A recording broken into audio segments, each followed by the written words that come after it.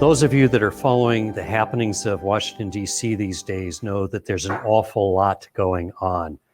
And we just learned from Representative Emanuel Cleaver's office that there is scheduled to be a House vote right around the time he's scheduled to be with us.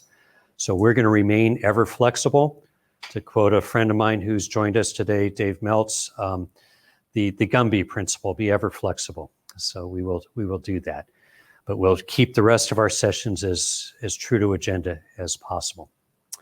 By the way, the winner of our contest this morning was none other than Jennifer Radix Johnson. Congratulations, Jennifer. I promise you will appreciate the Hot Topics Cool Heads book. Our next presenter has been a master at bringing together very disparate groups for the benefit of the entire community. Dune Lankard, Dune Lankard is a native Eyak of the Eagle clan from Cordova, Alaska, their home for the last 3,500 years. Dune has an impassioned commitment to protecting the Eyak culture, his ancestral lands, and wild salmon way of life that was fostered in him by his mother, Rosie. Dune was a full-time commercial fisherman in the Prince William Sound until March 24th, 1989. That fateful day when the Exxon Valdez spilled more than 30 million gallons of oil onto the pristine beaches of the Sound. On that day, he became a social change artist and social impact entrepreneur, dedicating his life to the protection of native and fishing rights in the environment. Dune continues this work through the Native Conservancy. The Native Conservancy is committed to giving Indigenous people a voice and a platform to protect their historical, cultural, and traditional ways of life in future conservation agreements in order to retain ownership and control of their ancestral lands.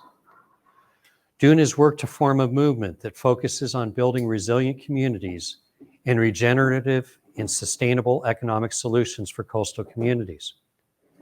His testimony before Congress addressed the conveyance of the Eyak native lands back to the native peoples. For his tireless work, he was selected by Time magazine as one of the heroes of the planet. Dune, we look very forward to hearing from you. Please help me in welcoming Dune Lankard. Hello, good morning, everyone. I think everything is working here. And I'd like to thank Russ and David Sawyer and Mina for her presentation. And I could listen to her all day. Very exciting to be a part of this conference. You know, when I think about civility and what kind of respect do I think that us Alaska Native people deserve, what comes to mind is we're better together if we are diverse and we're all respected. Because when I think about my time as an activist in the last 30-some years and all the different groups that I've had to work with, I've had to figure out how to bring people together on many levels. Because when you look at Alaska's body of law, a lot of things has happened. The Spaniards came in the 1700s and named everything after themselves. The Russians came in after that and supposedly sold Alaska to America, where they had actually only owned 240 acres of fur trading posts and the right to trade with the Indians. And that's why we call it Seward's Folly, the sale of Alaska to the Americans. And then the Alaska Syndicate, led by Guggenheim's and J.P. Morgan's, came in to take all the commons, all of our resources away from us. And they built railroads and canneries and steamships and tried to take all the oil and gas and coal and trees and all our seafoods away from us. And then when you fast forward into the future, into statehood in 1959, We had the 64 earthquake that rocked our world with a 9.2 earthquake. Then by 1971, we had the Alaska Native Claims Settlement Act, where we lost 340 million acres of our ancestral land. The Native peoples only retained 11%, approximately 44 million acres. In 1974, limited entry took our finfish, all of our salmon, away from us, and turned our fishery, our traditional fishing way of life, into a commodity. By 1980, ANILCA locked up 108 million acres of native lands. 1986, the Tax Reform Act basically allowed native corporations only to sell oil, gas, trees, different resources to take a loss so they could save themselves from bad decision debt and bankruptcy. And so we lost a lot of our resources. By 1989, the Exxon Valdez oil spill happened in our backyard, and that rocked our world again. 1,500 miles of coastline was impacted by this preventable spill. Had we had double hull tankers, that spill never would have happened. In 1995, the Katie John decision went to the Ninth Circuit Court of Appeals, where Governor Knowles had agreed not to try the case. So it wasn't like the natives received native preference. We were allowed rural preference, meaning that every Anglo-dominated city in Alaska had equal rights as indigenous peoples to a right of subsistence way of life, which is comparable to none. And what a lot of people don't realize is that the people in the rural communities, and especially native communities, over 90% still rely on a subsistence way of life. So that's where we want to shop, is out in the wild, on the land and in the sea. So subsistence is really important. But in the history of Alaska, there's probably been only several times that environmentalists, fishermen, and native people have come together. First, they came together in 1959 in Statehood to ban commercial fish traps, and also, it says my second screen shows camera off. And then they had to also stop the killing of bald eagles, because the Alaska Syndicate had killed all of our salmon, so they had to create all these hatcheries. And this bald eagles were used to eating salmon wherever they wanted. And so when they started going into the hatcheries to eat their main food staple, 100,000 bald eagles got shot out of the sky. So Enviro's fishermen and natives came together to stop that. And then again in 1977, we band together to stop the Trans-Alaska Pipeline from coming into Prince William Sound. But when the vote was tied at 50-50 in the Senate, Spiro Agnew made the deciding vote to allow the pipeline to come into the Sound. And they said that a spill wouldn't happen, but once in every 432 years, it happened in the 13th year. In 1989, again, the people came together when we had the spill, and also put together $1 billion restoration plan. They came together again in 94 to 2002 to stop the Copper River Trail down our mighty Copper River, because with only 1 million to 1.5 million run, if 1 million to 1.5 million people came down the Copper and everybody wanted one fish, there goes the run.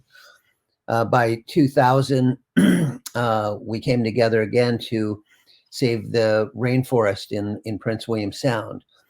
So when I think about, just what civility means to me is showing respect for indigenous peoples, and especially in this time of climate change, ocean acidification, the blob, which is the warming of the oceans, and certainly ocean rise, because what we have here is 31 villages have to relocate to higher ground, with 125 villages behind them.